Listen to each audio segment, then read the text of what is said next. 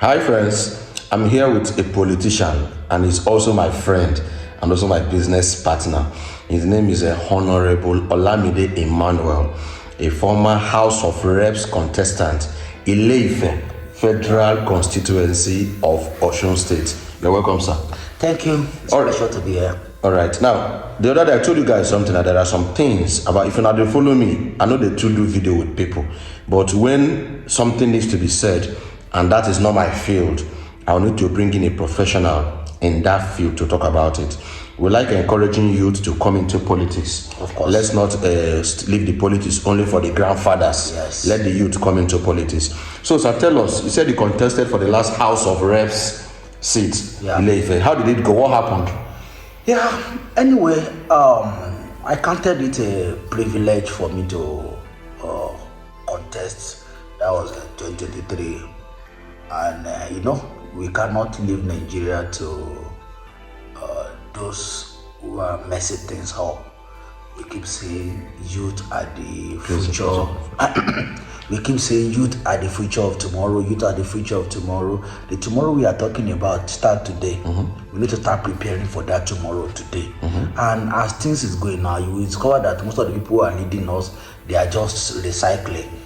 They are recycling themselves. Somebody who served in 1933 will come back and come and serve again in 2024. So you see things like that. You just see these people coming and they'll come and go, come and go, come and go. And by the opportunity that was made available through the movement of Peter Obi, we feel like there is someone that some of us, especially the youth in Nigeria, most youth in Nigeria believe in Obi leadership. And because of his antecedents, so some of us feel like we need to be part of this. So that's why, and in my area, Ile-Ife Osun State, so I feel like let me also go for Give it a shot. And this Emilio mentality and the Yoruba agenda thing. But I believe that we're just starting. You don't change sometimes. May not just come the way we expect. We need to keep giving, need to try, give it a try until we achieve what we want. So what we want, we may not achieve it once. The fact that some of us did not win doesn't mean that we cannot win again. So we just keep trying. We want a new Nigeria. That's just it. So the idea of it all is that we need a Nigeria that is ours, a Nigeria that works, not Nigeria that is pocketed by certain set of people. So we all want a Nigeria that work. Why did you support Peter Obi? Wow. Peter Obi is an Igbo man. No. And you're a Yoruba man. It's not about being a Yoruba man or being a Igbo man.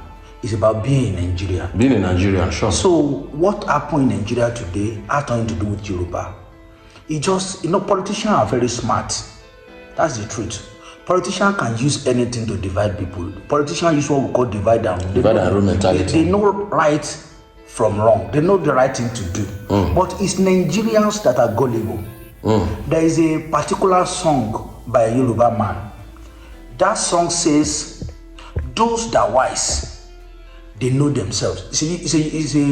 I wish I can sing the song in Yoruba for the Yoruba viewers. The song says, those that are wise, they know themselves. Those that are fools, they don't know. But if you tell the fool that they are fool, it will become quarrel. Those that are wise, they know themselves. Yes. But those that are fools, they don't know themselves. But if you tell a fool that you are a fool, they will start. That will be crisis. So that our Nigerian situation is like that. That man sing that song to tell us what Nigerian situation look like. Nigerians, most of us Nigerians, we appear fool. And the politicians, the cycle of about 2% that dominate the things that determine where things go in the country, they are wise. So when they want to play the game, they know that the majority of us are fool for one reason or the other. They find a way, they look for what to use. And sometimes they use religion.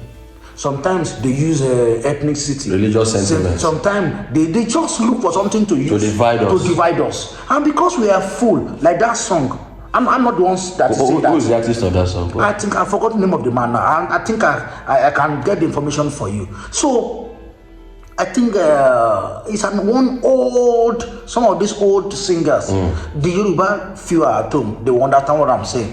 Understand? So Obi represented the idea of leadership we need in Nigeria. That is the truth. Why? Now, when you are looking for leaders, there are things you look at. Number one, you look at the competence of that leader. Competence. Yeah, there's something we call competency test. Obi passed competency test. Okay, he's a very competent man. Now, the other test you need to look at in any leader is integrity test. Obi passed integrity test. Okay, when it comes to integrity, I always say something. The person that will fix Nigeria will be someone like Peter Obi. Why? Someone that will fix Nigeria must not be a thief. And Obi coming out to face Atiku and Tinubu shows that man is not a thief. Because if he's a thief, there's nothing hidden from. Do you know the funny thing, Honorable? During all the election period, nobody on earth could bring a real case. That's where I'm going. Real, not propaganda, not campaign. That's where I'm going. So the who is who, the cabals that manage this country, they are PDP, they are APC. So they have all information about everybody. Understand? For Obi to face PDP and APC, and they could not bring out anything, that means that man is clear. And a man that is clean is the only man that can fix Nigeria, because a man that is not clean cannot fix this country. Why? You know, when you have stolen your own part, you cannot stop me from stealing my own. Now my turn. So you know, Nigeria, they do it in a stealing, steal your own, man steal my own, steal your own, man steal my own, and somebody that is coming, they don't want to fix things, and he has stolen before. It will be difficult for him or her to stop those who want to steal, because they have his record. Oga, don't forget that you are the one that stole 30 billion that we're looking for that time. It's okay. Forget about it then. So he does say, and this one is rugged. This one, if fixing Nigeria is not about being rugged, though it's part of it. You need to have integrity. Management mindset. If you don't have integrity, you cannot face these people who are stealing, who are making Nigeria, who are draining Nigerian blood. You can't. How do you look at what? Let's look at what Osinbajo did when he was with Buhari. Buhari, yes, vice president. If not that Osinbajo, he was so daring for him to sack somebody close to Mr. President. Someone that can do that, tell you that man does not have anything skeleton in his cupboard. That is what. So Obi passed integrity test. Obi passed competence test. Then looking at his antecedent, passed. He has record of performance, not just propaganda. Not everything Obi did as a governor, he stood out.